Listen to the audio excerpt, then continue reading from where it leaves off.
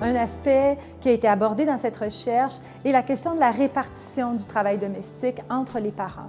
Ce qu'on constate évidemment au Québec, comme dans la plupart des pays occidentaux, c'est que les mères font davantage de travail lié aux soins, aux enfants, que les pères. Et évidemment, c'est la même chose, c'est la même dynamique qu'on retrouve dans le cadre des familles d'enfants qui présentent un trouble du spectre de l'autisme.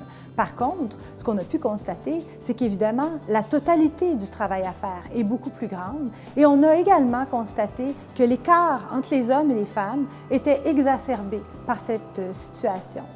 Il y a plusieurs mécanismes qui ont été identifiés pour nous aider à comprendre ce qui fait que cet écart est exacerbé. Tout d'abord, la partie qui concerne le travail rémunéré.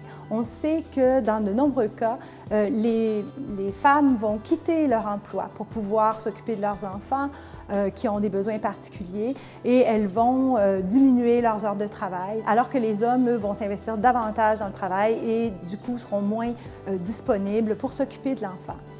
Un deuxième mécanisme qu'on a identifié, c'est celui du travail en amont. On a parlé du travail en amont et on a constaté que ce travail était essentiel pour la vie familiale. En fait, ce sont surtout les femmes qui font ce travail en amont et qui sont en fait devenues les spécialistes du travail à faire auprès de l'enfant. Du coup, ce travail devient un peu difficile à déléguer dans la mesure où les femmes vont savoir comment s'y prendre auprès de l'enfant, vont savoir auprès de quel intervenant parler, vont avoir l'habitude de faire les choses de telle manière pour l'enfant.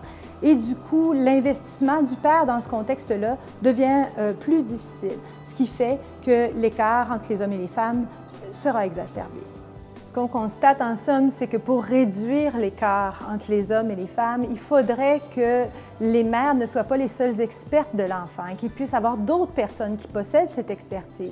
Non seulement, évidemment, le père, mais aussi d'autres personnes, d'autres spécialistes. Parce que dans de nombreuses familles, la somme totale de travail à faire est tout simplement trop grosse pour les deux parents, de toute façon. Donc, il faudrait que ces familles puissent avoir de l'aide pour pouvoir déléguer un peu de travail et répartir de façon plus adéquate le travail entre les hommes et les femmes, mais aussi entre la famille et la société.